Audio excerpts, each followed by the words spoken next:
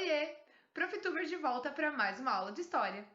Hoje, como vocês podem ver, eu não estou em casa e nem tenho uma estante de livros atrás de mim, pois afinal de contas, já que a gente vai começar a estudar sobre a Grécia Antiga, eu achei mais legal vir aqui, para Atenas, para a gente já entrar no clima, né? E é assim, então, com a Acrópole ao fundo, com essa vista maravilhosa da cidade de Atenas, que a gente vai começar a falar sobre a Grécia Antiga.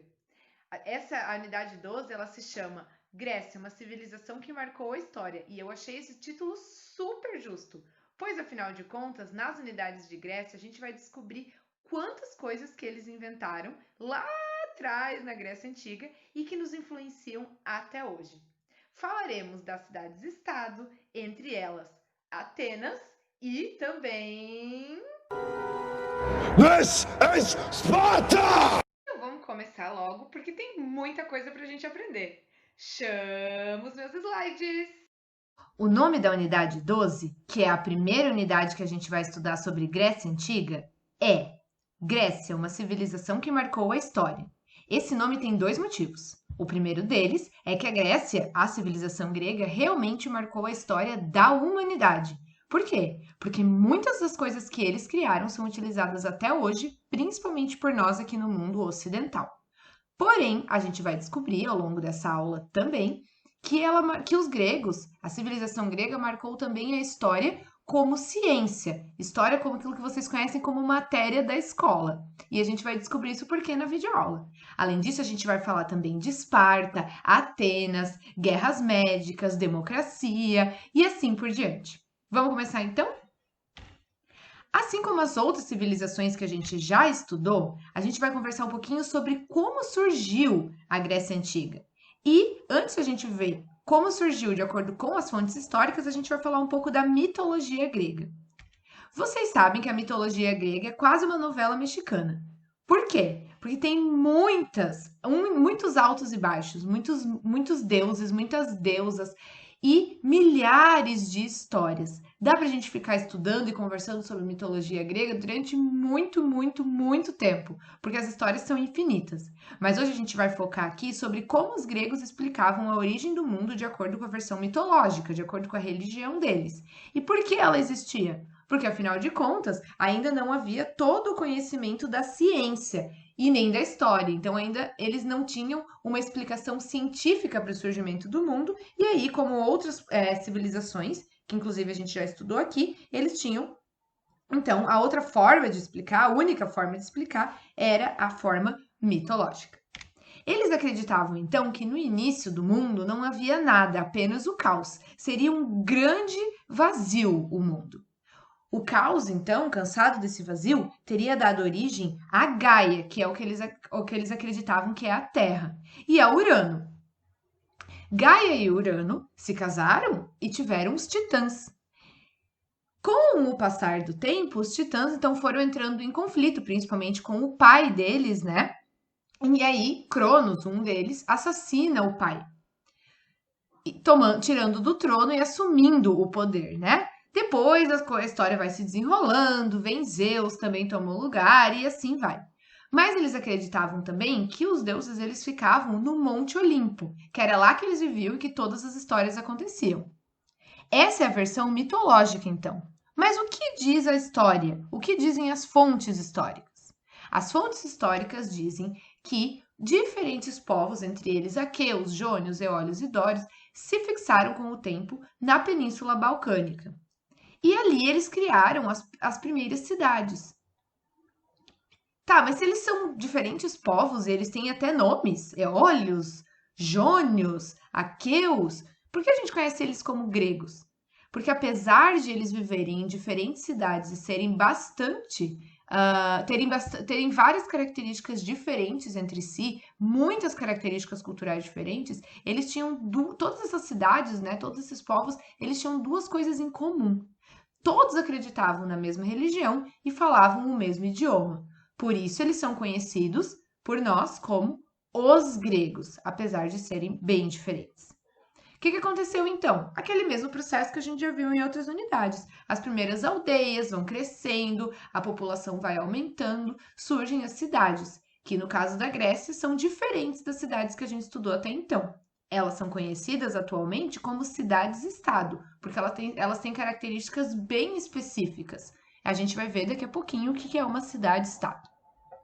Mas afinal de contas, como que os historiadores e as historiadoras sabem que é assim que surgiu a Grécia e não da versão mitológica, por exemplo? Os historiadores sabem ou suspeitam, tem fortes indícios de que a Grécia surgiu dessa forma, o povo grego, a civilização grega, a partir das fontes históricas. Tem muita fonte histórica para estudar a Grécia, muita coisa durou, né? Muita coisa ainda está disponível para ser estudada até hoje, ainda tem coisas sendo descobertas, inclusive. Muitas e muitas fontes materiais, como por exemplo as máscaras utilizadas nos teatros da Grécia Antiga, armaduras e uniformes militares, a própria Acrópole, né, que vocês estão vendo ali na imagem de baixo, que era o centro político e religioso da cidade de Atenas e que tem tem muitas ruínas ainda de pé que podem ser estudadas. Esse ali que fica ali no topo é o templo, né, que era dedicado, era uma homenagem a Deus Atenas, e também os vasos. Os vasos eram ornamentados e tinham vários desenhos neles que registravam características do dia a dia, da rotina, da cultura dos gregos. Então, olhando para os vasos, a gente consegue saber muita coisa a respeito da cultura deles. Mas tinha também fontes escritas. Esse trecho ali que vocês estão vendo, essa imagem que vocês estão vendo, é um trechinho, é um fragmento do 8º livro escrito por Heródoto. Nesse livro, Heródoto conta sobre a guerra contra os persas. Mas quem, afinal de contas, foi Heródoto? Heródoto, ele é apelidado de o pai da história. Por quê? Porque ele é considerado o primeiro historiador do mundo. Como assim? É a primeira pessoa que se tem registro que começou a, de fato, registrar fatos históricos. Então, ele escreveu vários livros contando a respeito de momentos históricos que ele viveu e que ele ouviu falar. Vocês lembram que a gente falou do Heródoto lá na unidade de Egito, né? Então ele conversava com as pessoas, ele vivia coisas e ele tinha a preocupação de anotar essas coisas. Antes disso, a escrita ela era principalmente dedicada a assuntos religiosos, né? Para falar sobre, por exemplo, no Egito, a vida do faraó, os deuses e deusas, não se registravam fatos históricos. Heródoto, por outro lado, começou a fazer isso, por isso ele é considerado o primeiro historiador. E, além disso, temos também como fonte histórica grandes aliados dos historiadores e das historiadoras, que são os mitos. Através dos mitos dos gregos, a gente pode saber, por exemplo, que eles eram politeístas, pois eles contam a respeito de vários deuses e deusas. Além disso, a gente consegue saber, por exemplo, valores, né? Coisas que eles achavam importante, coisas que eles consideravam erradas, que eram passíveis de punição, e assim por diante. Então, assim como nas outras civilizações que a gente já estudou, os mitos são sempre grandes aliados dos historiadores para a gente saber características, principalmente da cultura da civilização que a gente está estudando. Por que Heródoto foi considerado o pai da história? Para recapitular, o Heródoto ele é considerado o pai da história, ou o primeiro historiador, porque ele foi a primeira pessoa que se tem registro, né, que se tem alguma fonte histórica, que registrou acontecimentos históricos.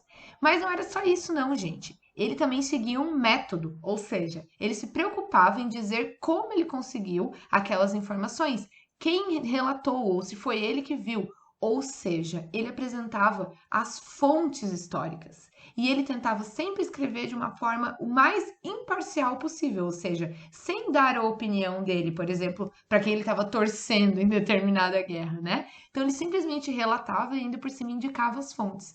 Pensa só o quão rico é o material, né, que o Heródoto deixou pra gente. Então a gente pode saber muita coisa sobre a história por causa dele. Então a gente fala que uma outra ciência que surgiu na Grécia Antiga foi a história, então a gente deve muito ao Heródoto. Agora a gente vai falar um pouquinho das cidades-estado. Essa é uma imagem de Atenas, hoje em dia, é uma imagem atual. Vocês podem ver ali no centro ruínas do templo dedicado a Deus Atenas e outras ruínas, mas vocês podem perceber também, aqui mais embaixo na imagem, por exemplo, que a cidade, ela existe, né, ao redor ali da Acrópole. Então, tem ali construções atuais, pessoas morando ali. Imagina que legal você abrir a janela e dar de cara com a Acrópole todo dia.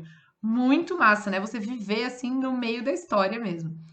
Mas é uma cidade que existe até hoje, a cidade de Atenas, lá na Grécia. E é no mesmo local onde era a cidade antiga, mas aos poucos ela foi se modernizando, porém ficou ali como uma grande fonte histórica a Acrópole, né? E o templo dedicado a Deus Atenas. Tá, mas o que afinal de contas é uma cidade-estado? Por que as cidades gregas eram chamadas de cidade-estado? Na época, elas não eram conhecidas como cidade-estado. Isso é uma denominação que nós, do presente, damos, né? Elas eram chamadas de polis. O plural de polis é poleis, né? Mas qual eram as características da polis grega, das cidades? Primeiro, elas eram independentes. O que isso significa? Significa que elas tinham um governo próprio e que elas podiam criar as próprias leis. Então, Esparta tinha um tipo de governo, Atenas tinha outro, Tebas tinha outro, e cada uma tinha as suas próprias leis. Elas não precisavam obedecer um governante, como, por exemplo, o Sapa Inca ou o Faraó. Cada uma delas é como se fosse um mini país, porque elas podiam criar as próprias leis e tomar as decisões que elas bem entendessem. Elas não obedeciam a um governante único junto com as outras cidades. Elas também eram marcadas por um território, né? Obviamente. E tudo aquilo dentro deste território é a cidade de Esparta, ou a cidade de Atenas. Elas tinham também a própria moeda, assim como os países, né? Que são as instituições que a gente conhece como Estado com letra maiúscula hoje em dia, tem a moeda própria. E eles também acreditavam que cada cidade era protegida por uma determinada divindade. O exemplo mais óbvio disso é a própria cidade de Atenas, que foi uma homenagem à deusa Atena. Por quê? Porque eles consideravam que ela era a deusa protetora da cidade, tanto que ali no centro tem até um templo em homenagem a ela.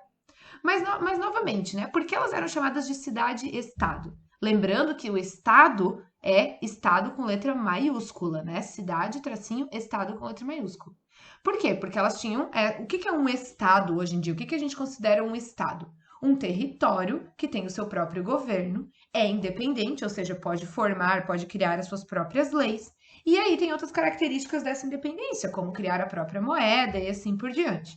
Então, isso é conhecido atualmente como um estado com letra maiúscula. O exemplo mais comum de estados com letra maiúscula na atualidade são os países. Então, elas tinham essas características, né? Elas eram independentes, como a prof já falou. Mas então, por que cidades, né? Porque elas não eram chamadas simplesmente de os estados gregos. Porque ao mesmo tempo que elas tinham várias características de estado, elas tinham características de cidade também. A principal delas, o tamanho, né? Elas tinham o tamanho de uma cidade, então a gente não pode assim compará-las ao que hoje é um país. Então, por isso, elas são chamadas de cidade-estado porque elas tinham características de cidade e características de estado com letra maiúscula ao mesmo tempo.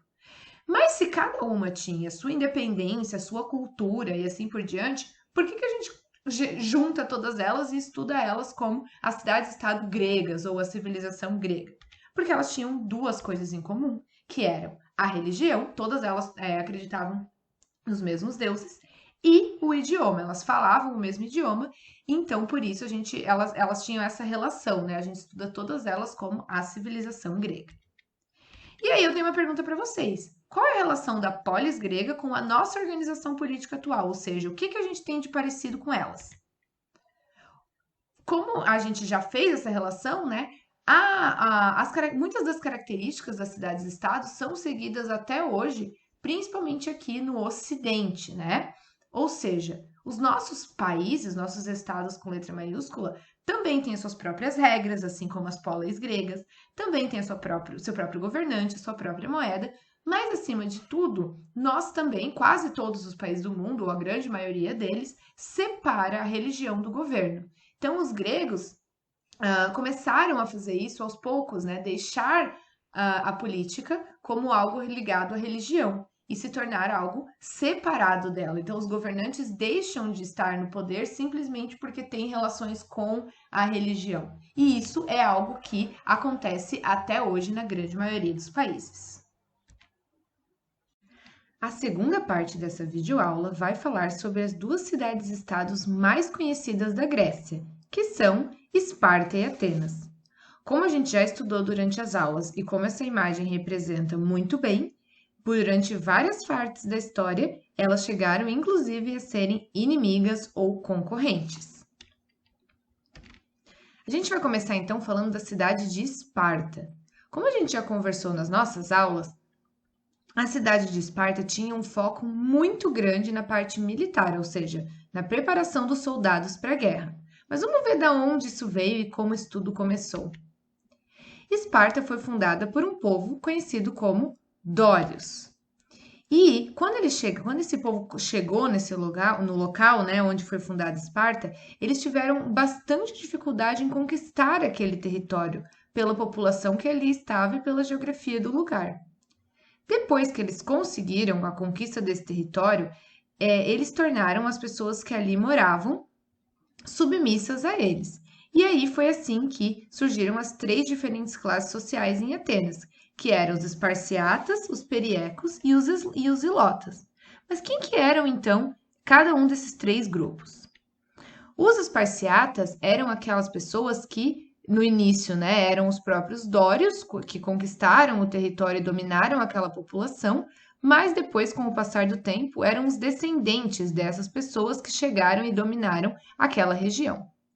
Os periecos são a parte da população que não resistiu aos dórios, ou seja, que aceitou a dominação quando esse povo chegou ali na região e, consequentemente, os seus descendentes. Eles não eram escravizados, eles eram livres no caso, mas eles não tinham direitos políticos. Eles podiam ser agricultores, comerciantes e tal, mas não tinham direitos políticos. Já os ilotas eram os descendentes daqueles que resistiram aos dórios quando houve a dominação. Eles, então, não eram livres, né? Eles eram servos que cultivavam as terras e realizavam serviços para a cidade. E também, né, se eles não eram nem livres, eles também não podiam participar da política. O maior foco dos esparciatas, principalmente, era a militarização, não apenas para defender a cidade da guerra, mas também para conseguir manter os ilotas sob controle, né? Porque, afinal de contas, eles eram servos, eles eram submetidos a essa dominação. Então, uma das vantagens, né, dos motivos pelos esparciatas focarem tanto na parte militar era também a dominação dos dórios, dos ilotas, para que eles não se revoltassem. A educação em Esparta, então, ela era muito voltada para a luta, para a preparação militar. Como que era a função das mulheres? O que acontecia, né? Como era a vida das mulheres? Elas eram educadas em casa, elas aprendiam a ler e escrever, né? Isso já é um avanço comparado à maior parte das civilizações que a gente estudou até aqui.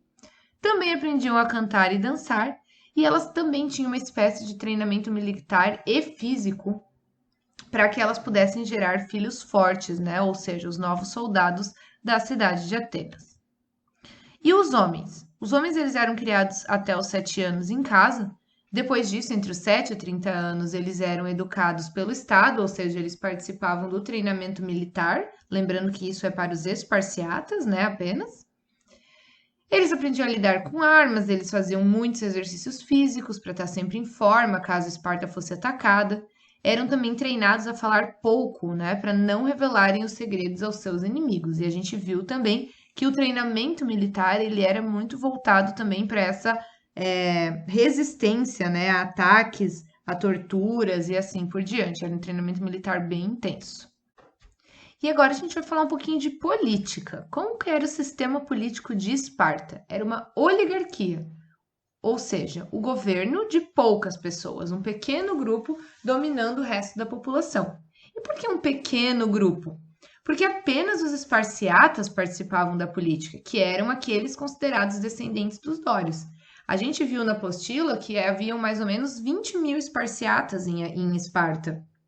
Nossa, mas isso parece muito. Mas desses 20 mil estão incluídos, inclusive, mulheres e crianças que não podiam participar da política. E ainda assim, se a gente for comparar o que sobra de homens, por mais que sejam alguns milhares, é nada comparado à quantidade de ilotas, que eram cerca de 120 mil, e de periecos, que eram cerca de 80 mil. Então, querendo ou não, aqueles 20 mil esparciatas eram sim um pequeno grupo, se a gente for considerar, né, se a gente for comparar com todo o resto da cidade.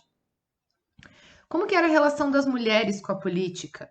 Elas podiam exercer algumas atividades públicas, como, por exemplo, treinamento militar, participação em esportes, e inclusive tomar decisões políticas enquanto os guerreiros estavam fora da cidade. E elas também podiam ter algumas posses. Já os homens eram aqueles que faziam a política, né? Que participavam das decisões políticas, mas apenas os esparciatas, homens, acima de 30 anos. E por que 30 anos? Porque era quando eles completavam o treinamento militar e podiam voltar para casa, ter seus filhos, casar e assim por diante. Dos 30 aos 60 anos, eles ainda podiam ser convocados para a guerra. E eles participavam ativamente das decisões políticas, ou seja, como era um pequeno grupo, todos esses esparciatas considerados cidadãos. O que é cidadão, gente? É aqueles que participam da política, né? Então, todos os esparciatas considerados cidadãos, eles participavam ativamente da política enquanto eles não estavam em guerra.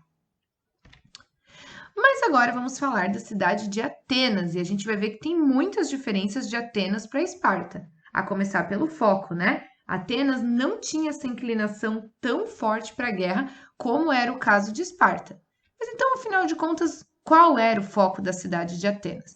Vamos descobrir como é que ela surgiu e quais eram suas principais características. Diferente de Esparta, Atenas foi fundada pelos jônios, que era um povo já diferente dos dórios, né, que fundaram a cidade de Esparta. E o nome da cidade é uma homenagem à deusa Atenas, que é a deusa da sabedoria. Era considerada, inclusive, a deusa padroeira da cidade, né? A deusa protetora da cidade. Então, o nome da cidade já é uma homenagem à deusa. Inicialmente, Atenas também era uma oligarquia, ou seja, um governo de poucas pessoas, um pequeno grupo governando a cidade. Mas em Atenas ocorreram muitos protestos, ocorreram revoltas por mudanças. E aí surge então a democracia ateniense. O que é a principal diferença no governo de Esparta para o governo de Atenas? Lá em Esparta, poder participar da política estava diretamente relacionado à sua classe social. Se você não fosse esparciata e homem, você não tinha como participar da política. Em Atenas, gente, tem essa grande inovação chamada democracia, que apesar de ser uma democracia restrita, ou seja, escravizados, estrangeiros, mulheres e crianças não podiam participar da democracia, né, das decisões políticas. Mas ainda assim, mesmo que fossem só homens livres maiores de 18 anos que pudessem se envolver nas decisões políticas da cidade, ainda assim é uma ampla participação se a gente comparar com tudo que a gente viu até agora, porque afinal de contas é a primeira vez que a gente vê uma sociedade que não faz relação entre classe social e política. A participação política deixa de estar relacionada a motivos religiosos, a motivos financeiros, né? A motivos de classe social. Então, bastava você ser homem e ter maior de 18 anos que você já podia participar da política. Isso é muito inovador se a gente for pensar em todas as características da época. Qual era o foco da cidade de Atenas, então, se não era a guerra? O foco da cidade de Atenas era a cultura, né? Ou seja, o que eles mais valorizavam? O saber, o conhecimento, e nisso entra poesia, teatro, filosofia e assim por diante, né? Então, eles tinham esse foco para a cultura, para o conhecimento, para a sabedoria. Como era a situação das mulheres na cidade? Elas não recebiam ensino, né? Então, o ensino ele era voltado apenas para os homens. Elas ficavam em casa fazendo serviços domésticos, cozinhando, tecendo, cuidando dos filhos, organizando os escravizados que trabalhavam para a família e assim por diante. Então, vocês podem ver que a diferença, né? Existem muitas diferenças das mulheres em Atenas para as mulheres em Esparta, pois em Esparta elas tinham muito mais direitos e participavam muito mais da vida pública. Já os homens em Atenas, eles podiam estudar, porém a educação era privada, ou seja, ou você pagava uma escola particular ou contratava pedagogos. É aí também que surge essa profissão, né, que a gente usa até hoje aqui, né, usa a nomenclatura até hoje. Então, era uma educação condicionada necessariamente à sua possibilidade de pagar por ela. E o que eles aprendiam, né? Do que era formada essa educação? Era uma educação para o espírito, para a cultura. Eles aprendiam poesia, música, teatro. e assim por diante, né? Filosofia.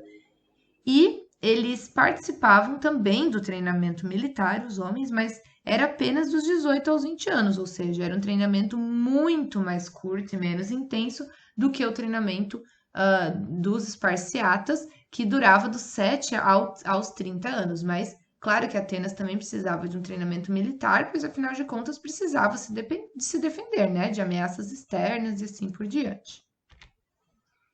Aqui a gente tem um quadrinho, né, para a gente analisar. Ali no primeiro diz: todos votam. Oba! Menos as mulheres, é claro. Nem os escravos, é claro. E também nem os pobres. E ninguém com menos de 18 anos. Fora isso, todos votam. Então é uma charge, né? Isso também é ali na parte que fala nem os pobres, tá se referindo, claro, antes da democracia ateniense, necessariamente. Mas vocês podem ver que é uma sátira, né? É uma crítica até, inclusive, ao fato de que a democracia, ela era, como a gente já conversou, restrita, ou seja, ela tinha restrições, não era todo mundo que podia participar da política. Mas, de novo, gente, a gente precisa também olhar para isso com os olhos da época, né? E para os olhos da época, isso era muito incrível, muito diferente, muito inovador. Como que acontecia essa democracia, né? De que forma as pessoas participavam da política? Era bem diferente de como é hoje em dia, afinal de contas, não havia urnas eletrônicas, né? Mas eles eram organizados basicamente nesses 4 órgãos, né? Magistrados estrategos, Tribunal Popular, a Bulé e Assembleia Geral, né? Onde todos os cidadãos participavam. Então, a Assembleia, ela sorteava os membros da Bulé, do Tribunal de Justiça e os estrategos, que também havia uma rotação desses cargos, né? Você podia participar durante um tempo só de cada um desses cargos. Então, os cidadãos eles se dividiam dessa forma no governo, mais ou menos como hoje a gente tem ministérios, né, secretarias e assim por diante. Eles se dividiam também em cargos, em órgãos diferentes que inclusive, tinham funções diferentes. Vocês podem ver ali que os magistrados tinham funções militares, judiciárias e religiosas, o Tribunal Popular julgava pequenos delitos, a bulé era quem, né, redigia as leis e assim por diante, tá? E como que isso acontecia? Isso tudo acontecia na Ágora, que era uma espécie de praça pública onde os cidadãos se reuniam e participavam das decisões. Lá no aplicativo do Mosaic 3D, a gente viu que logo ao lado da parte onde estavam o templo da deusa Atenas e tal, logo ao lado estava a Ágora, que era, você pode ver que era tipo uma praça, assim, né, aberta, onde aconteciam as decisões políticas, onde a Assembleia se reunia, onde aconteciam as votações e assim por diante. E lembrando que não era simplesmente ir lá votar, né? As pessoas se posicionavam, as pessoas falavam, pois, afinal de contas, né, era uma cidade muito voltada para o conhecimento, e então as pessoas dialogavam, expunham as suas opiniões e assim por diante, e por fim votavam nas decisões políticas. Quais as semelhanças e diferenças, então, entre os cidadãos de Atenas e os cidadãos do Brasil? Entre as semelhanças, né, a ideia de cidadão é aquela pessoa que tem direito de influenciar nas decisões políticas. E, além disso, outra semelhança muito importante é que boa parte dessa participação da política acontecia através do voto. Claro que o voto era feito de forma diferente, mas ainda assim a noção de cidadão ser aquele que participa da política, de ser, inclusive, ampliar essa noção de cidadão, né? Mais pessoas podendo participar da política, e também o fato de exercer a cidadania através do voto são semelhanças entre a Grécia Antiga, Atenas, na verdade, né? E o Brasil. Mas também tem muitas diferenças, né? Na Grécia, apenas homens livres, acima de 18 anos, filhos de pais e mães atenienses podiam votar, enquanto aqui no Brasil não tem tanta restrição, né? Por isso que a gente fala que a cidadania na Grécia ela é restrita. Aqui no Brasil, todas as pessoas de nacionalidade brasileira que têm acima de 60 anos já possuem direitos políticos, independente do gênero e, né, e da classe social e assim por diante. temos então a unidade 12 falando de algumas guerras que aconteceram na época, né? Uma a gente já conversou, que é a Batalha de Termópilas, dos 300 de Esparta. Mas vamos falar então das guerras médicas, que aconteceram entre 490 e 480 a.C. Essas guerras médicas, né, foram algumas batalhas que aconteceram, entre elas a Batalha de Termópilas, mas foi basicamente uma guerra dos gregos contra os persas. Então, as cidades-estados gregas se uniram, como a gente viu ali naquele trecho do filme 300, se uniram contra os persas, que tentavam dominar a Grécia. Então, aí a gente viu uma união das cidades-estado gregas para tentarem conter a invasão persa. E entre todas as batalhas que aconteceram nessas guerras médicas, está a Batalha de Termópilas, que é retratada no filme 300. Mas também, gente, tem essa guerra do Peloponeso, que foi muito, muito importante, na verdade, para o declínio, inclusive, da Grécia Antiga, né? Das cidades-estado. A Guerra do Peloponeso ela aconteceu entre 431 e 404 a.C. E ela começa, né? O foco principal dela foi uma guerra entre Esparta e Atenas. Só que Esparta e Atenas também tinham cidades-estado aliadas, cidades-estado que lutaram ajudando Atenas e cidades-estado que lutaram ajudando a Grécia. Só que essa guerra do Peloponeso ela teve um desdobramento muito importante para a história. Por quê? Porque no final ela foi vencida pela cidade de Esparta e as suas aliadas, porém os dois lados saíram muito enfraquecidos, muito prejudicados, tanto Esparta quanto Atenas, quanto as cidades que se aliaram a elas. Muitas vidas se perderam, muitos recursos foram gastos, e aí o que aconteceu? Essas cidades-estado, elas ficaram enfraquecidas, extremamente enfraquecidas. E aí os macedônios, liderados por Alexandre Magno, percebem essa fraqueza das cidades-estado e acabam invadindo a Grécia, né? E muitas das cidades-estado gregas, então, são dominadas por Alexandre Magno, e aí começa o declínio